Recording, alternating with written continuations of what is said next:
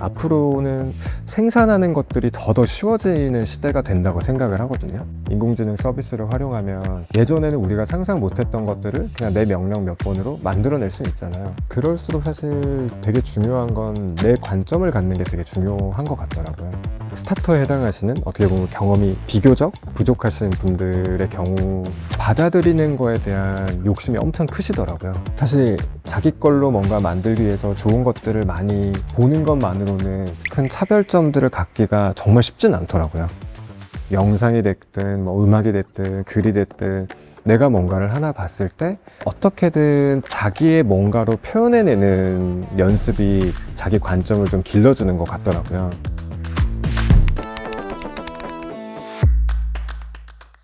안녕하세요. 저는 김도영이라고 하고요. 네이버에서 브랜드 기획자로 일을 하고 있습니다.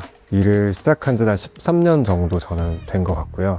저희 회사의 두 번째 사옥인 이제 1784라는 건물을 이제 같이 기획하고 또 브랜딩하는 일에 참여를 하면서 좀 커리어를 쌓아왔고요. 기획자님이 생각하는 기획의 정의가 있다면? 사실 기획에 관한 정의가 되게 많은 것 같고 워낙 기획이라는 분야가 넓다 보니까 각자가 좀 강조하는 가치 이런 것들도 되게 많이 다른 것 같은데 제가 계획한 뭔가를 갖고 다른 사람한테 영향력을 줄 수 있으면 그게 진짜 다 기획에 해당하는 거라고 생각이 되더라고요. 좀 기획을 넓게 보고 누구나 다 기획자라는 생각으로 좀 폭넓게 생각하는 법을 많이 익히려고 노력을 하는 것 같습니다. 어떻게 하면 현실화되는 좋은 기획을 할 수 있는 걸까요? 소위 말해서 뭐 엎어지는 프로젝트도 있고 되게 혼란을 많이 겪는 프로젝트들도 있고 그런데 그럴수록 사실 되게 중요한 건 내 관점을 갖는 게 되게 중요한 것 같더라고요. 요즘 아마 기획자들한테도 제일 화두가 뭐냐고 물으면 아마 AI라고 얘기를 할 것 같아요. 뭐 다 그냥 AI가 뚝딱뚝딱 만들어주는데 기획이 덜 중요해지는 거 아니냐라고 하시는데 앞으로는 생산하는 것들이 더 쉬워지는 시대가 된다고 생각을 하거든요. 그러면 생산된 그 생산물들이 어떻게 차별화가 되냐라고 했을 때는 그걸 만들어내는 사람이 얼마나 매력적인가를 사람들이 많이 보는 것 같아요.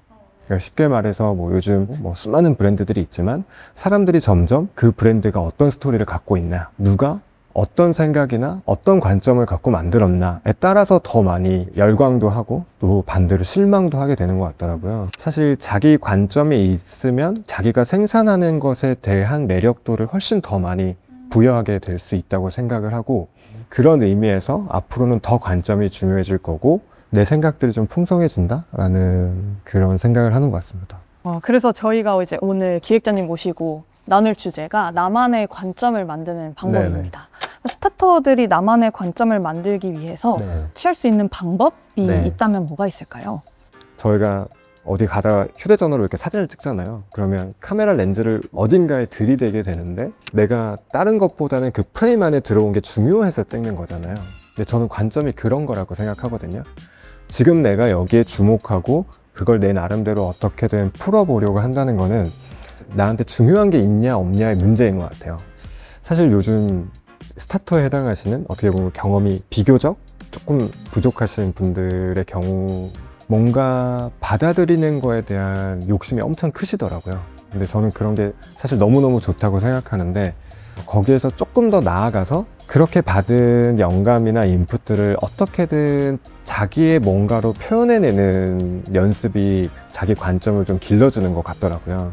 뭐 영상이 됐든 뭐 음악이 됐든 글이 됐든 뭐라도 내가 받았던 영감들을 다시금 내가 누군가한테 전달한다고 생각하고 풀어보는 연습을 되게 많이 하시다 보면 나만의 관점이 좀 자연스럽게 길러지지 않나?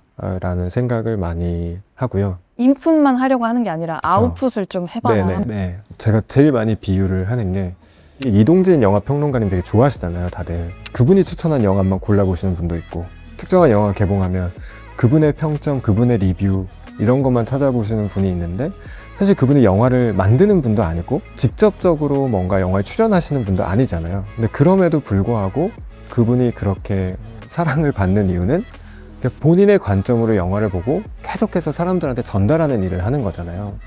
그 정도로 저희가 대단한 일을 할 수는 없더라도 내가 뭔가를 하나 봤을 때 혹은 내가 뭔가 하나의 인풋을 받아들였을 때 그걸 어떻게 하면 내 나름대로 사람들한테 매력적으로 풀어내 볼 수 있는지를 표현하는 것, 이게 되게 중요하다고 생각을 합니다. 기획자님은 네. 기획자님의 관점을 만들기 위해서 네. 어떤 노력들을 좀 하고 계신가요? 저는 자기 관점을 기르는 훈련, 이런 뭔가 어려운 방법론에 대해서 얘기하기 전에 왜 우리가 내 생각을 잘 선명하게 표현하기가 어려울까? 혹은 어떤 거 하나에 깊이 있게 생각해 보기가 왜 어려울까라고 고민을 하다 보니까, 쉽게 말하면 뭐 고민의 형태든 어떤 형태든 질문을 안고 살긴 하잖아요. 뭐 각자가 고민되는 부분도 있고 궁금한 부분도 있고 어떤 질문을 떠올리고 살 텐데, 사람이다 보니까 시간이 지나면 그게 되게 희미해지잖아요. 근데 그러다가 이제 명언처럼 해주는 좋은 이야기를 보거나 어떤 컨텐츠에 나온 너무 감동적인 이야기를 보면 저게 답인가 보다 라고 너무 쉽게 또 단정을 짓는 경우가 있잖아요. 그러니까 이게 질문하고 답이 너무 서로 떨어져 있다는 생각이 좀 들더라고요.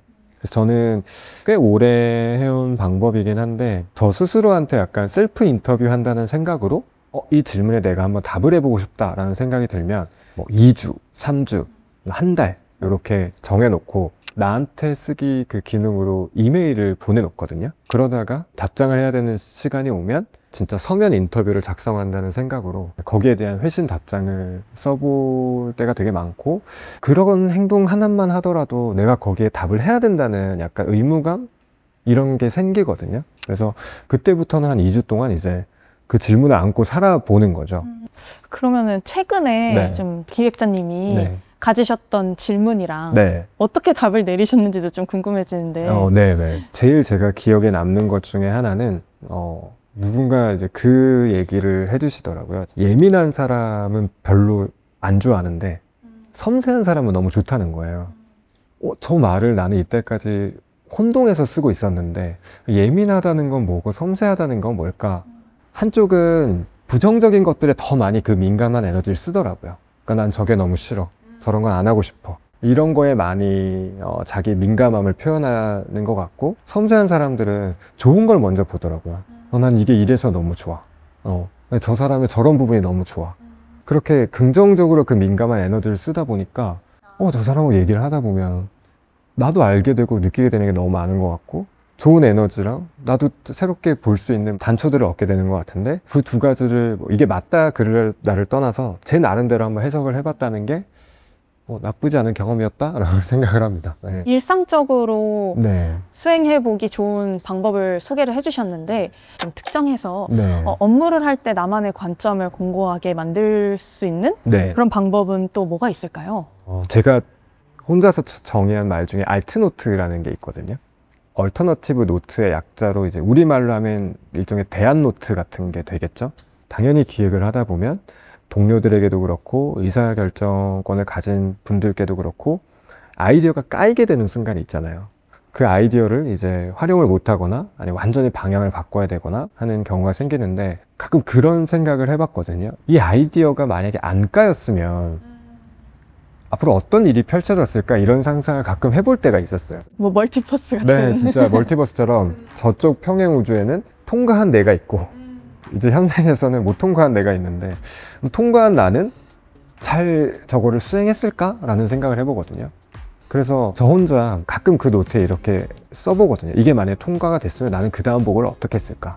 그 다음 보고에 이런 걸 했겠지? 그럼 어떻게 수행을 했을까? 이런 것들을 작은 시나리오처럼 이렇게 쓰다 보면 분명히 어느 지점에서 빈틈이 보일 때가 있어요. 그래, 이걸 통과했어도 여기서 막혔겠구나 라고 생각되는 지점이 있고, 내가 뭔가 아이디어 어필을 좀 잘못해서 그렇지 아무리 생각해도 이게 막 폐기될 아이디어는 아닌 것 같은데 라고 생각하면 그 나름대로 또 계속 발전을 시켜보거든요. 그렇게 정리를 해놓은 부분이 반드시 다음 기획을 할 때 어떤 방향으로든 좀 나오더라고요. 그래서 특히 스타트업 분들이라고 하면 기획이 되게 좋아서 기획 일을 시작하셨는데 자기 아이디어가 자꾸 채택이 안 되면 뭐 자신감을 또 잃을 때도 많고 하기 때문에, 그럴 때 너무 쉽게 뭐 좌절하거나 아니면 단순하게 좀 고집을 부린다기보다는 이런 것들을 한번 차근차근 그냥 간단하게라도 써보는 게 좀 도움이 되는 현실적인 방법이 아닐까 싶습니다. 네. 이런 방법들을 토대로 나만의 관점이 이렇게 쌓여 올 거잖아요. 그렇게 나만의 관점을 갖고 난 뒤에 기획을 하는 과정에서 또 유의해야 할 점이 있을까요? 관점을 갖고 일을 한다는 건 되게 중요한데, 어느 정도 시간이 지나다 보면 아, 내가 이거를 좀 잘하는구나 라는 거를 이제 스스로 알게 되고 또 타인도 인정해주는 시점이 올 거거든요, 스타트업분들도. 그래서 저는 관점은 변할 수도 있고 뭐 옮겨갈 수도 있고 뭐 깊어질 수도 있고 또 얕아질 수도 있다고 생각하는데, 내 관점이 딱 하나라고 생각하면 되게 위험해지는 것 같긴 하거든요. 그래서 그런 것들을 좀 유의해야 되는 것 같고, 그때 제가 제일 유용하다고 생각하는 방법 중에 하나는, 우리한테 프로젝트의 기간이 일정하게 주어진다면 거기서 내가 어디까지를 전반전으로 활용하고 어디까지를 후반전으로 활용할지를 생각하는 게 되게 좋다고 보거든요.